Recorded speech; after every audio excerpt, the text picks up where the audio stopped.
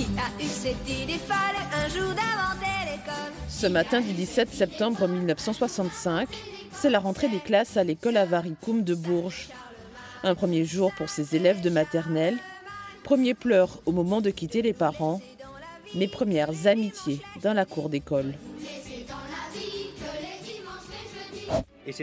Dans les années 60 toujours, les maisons familiales voient le jour. Celle de Patay dans le Loiret accueille des jeunes filles pendant 3 ans. Elles obtiennent par la suite leur brevet d'apprentissage. Ici, et nous le voyons, il faut savoir tout faire, ou tout au moins apprendre pour y parvenir. L'étude de la chimie moléculaire, ou même les cours de coupe, ne dispensent pas de l'étude non moins utile et agréable de la mise au point d'un bon menu familial.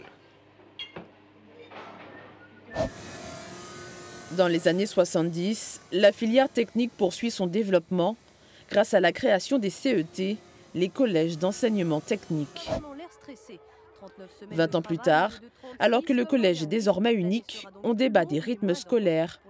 La commune de Saint-Étienne-de-Chigny en Indre-et-Loire entame sa 2e année en ayant adopté la semaine des 4 jours. Ça m'arrange parce que le mercredi, je peux aller au foot, le samedi aussi. 4 jours de classe, 3 jours de congé par semaine. Pour les parents de Romuald, comme pour la plupart des autres parents du village, c'est le rythme scolaire idéal. Les grasses matinées du samedi sont très bénéfiques et les enfants sont beaucoup plus détendus. On ne sent pas la tension parce que quand il arrive de l'école, il a fallu qu'il reste sage pendant des heures. Et le soir, quand il arrive, il faut exploser. Alors que là, ça lui a permis de gagner 2 jours dans la semaine où il n'avait pas cette tension.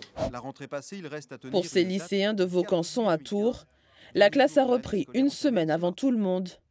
Ils finalisent leur projet de four solaire qu'ils doivent installer au Maroc.